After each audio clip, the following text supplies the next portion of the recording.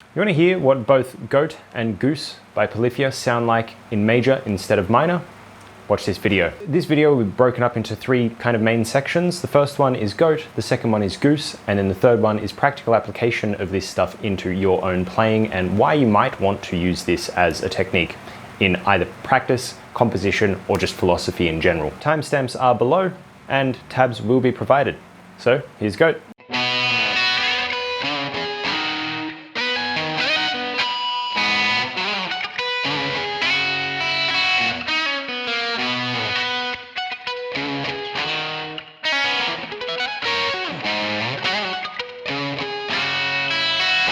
First things first, I did a three-part series on music theory.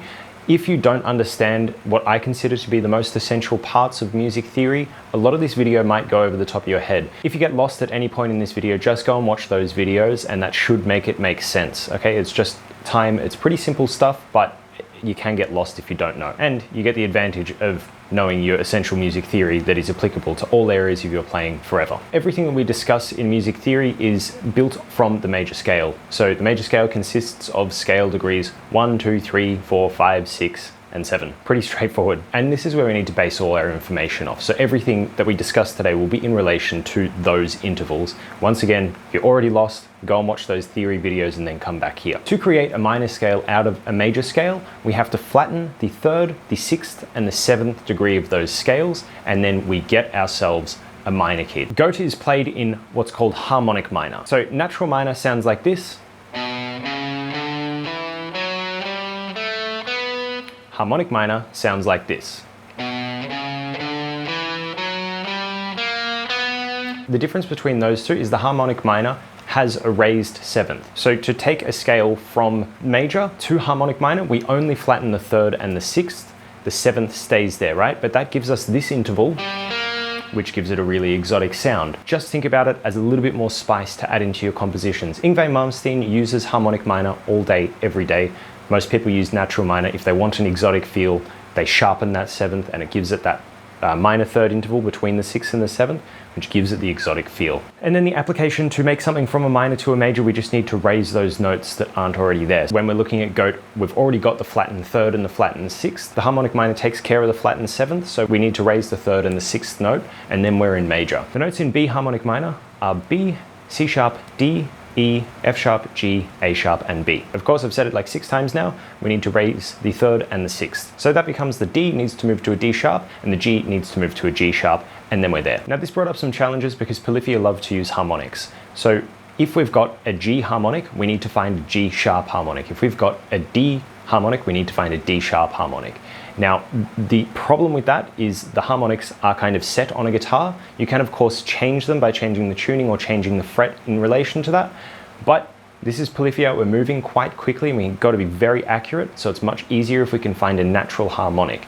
And this is the only significant change that I made to the entire piece. And because Polyphia love to make everything difficult, I had to find both a D sharp and a G sharp in there. Both of those notes ended up being an octave higher than I wanted them to be, right? Which is why we ended up with a couple of notes that are displaced in that way. Once we've done that, it's a process of going through everything and just making sure that each note that needs to be raised is being raised by that single semitone. They're very easy to miss if we're talking about a semitone over a 4 or 8 bar thing, because there's so many notes and it's just making sure this is turning from a 7 into an 8 on the tablature or whatever. And here's the riff played slowly with a tab so that you can learn it should you choose to.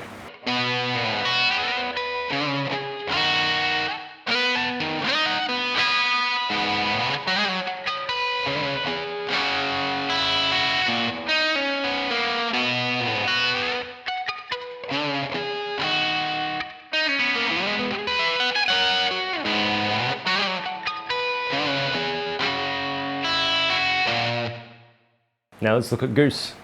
Admittedly, both of these songs sound really weird because I'm so used to hearing them in minor. Let's go.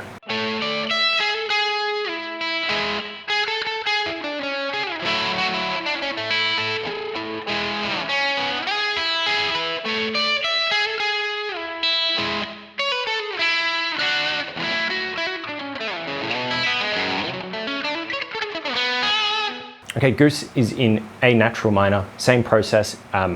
raise the third, raise the sixth, raise the seventh. So the only challenge that I really had with Goose was, instead of opting for the G sharp harmonic an octave higher like I was discussing with G.O.A.T, I opted for the actual note because it sounds very similar and it doesn't leave me in some awkward position moving on to the next thing. Just a quick Jake's thoughts on this one. I found this really interesting because it's like, as soon as I took them into the major, they stopped sounding so much like Polyphia. They started sounding like, you know, some type of classical piece of music, which was kind of really interesting and really cool to do. And it was fantastic for practice because I had to unlearn these rigid structures that I'd created on playing these riffs and relearn them. And it seems simple to take something and change, you know, a part of a note by one semitone, but goddamn, is that difficult? Like, everything that you're used to, all of a sudden, all of your fingerings change slightly. So you've got to make considerations for that every second as you go through. I really recommend this just as a thought experiment to play with, because it will teach you something. You will struggle.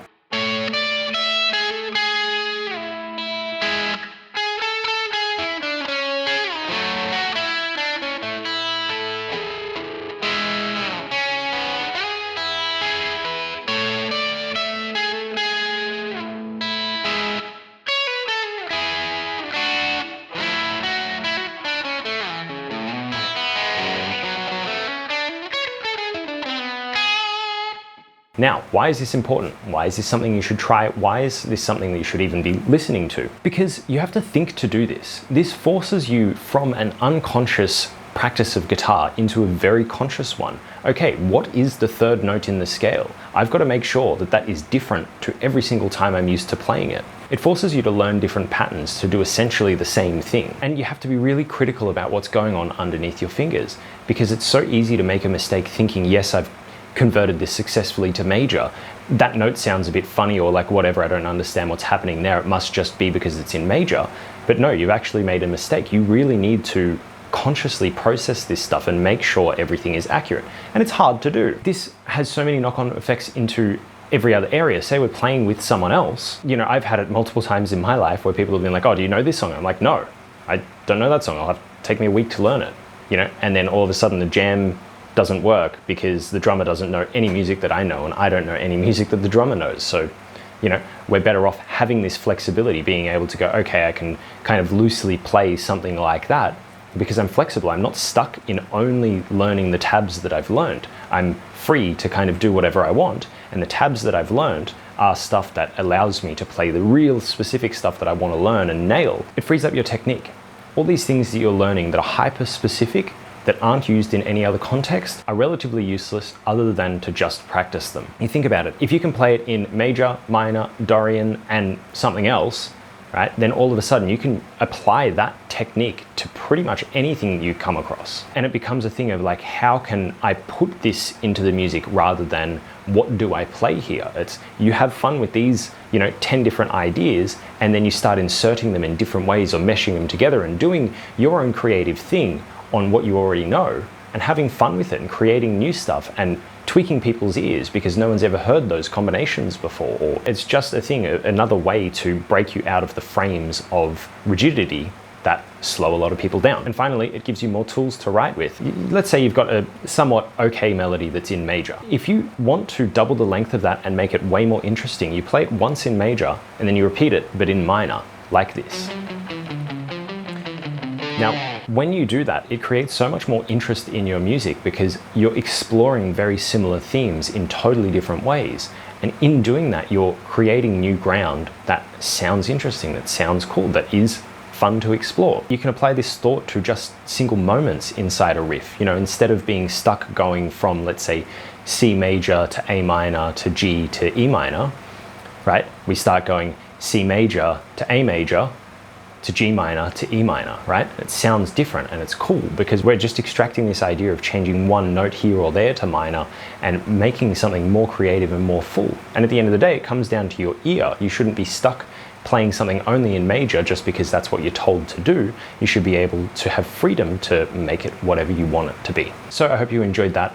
Please be a good YouTuber and like, comment, subscribe, do all those lovely good YouTuber things. My challenge to you this week is to find a song in major and convert it to minor, Find a song in minor and convert it to major. Do this at your skill level. If you've never done anything theory, just start with Mary Had a Little Lamb, okay? And I'm serious. Just do it, just get it into your mind, just play with it. So to reiterate what we were discussing earlier, to turn it from major into minor, we lower the third, the sixth, and the seventh by a semitone. If we're going from minor to major, we raise the third, the sixth, and the seventh by a semitone. So Mary Had a Little Lamb only has 5 notes that are played in the entire melody. The first note is the third scale degree. You should know what to do with it by now. If not, rewatch this video, watch my theory videos, get an idea, explore this stuff yourself, and I look forward to seeing you next week with more ramblings about music. Bye.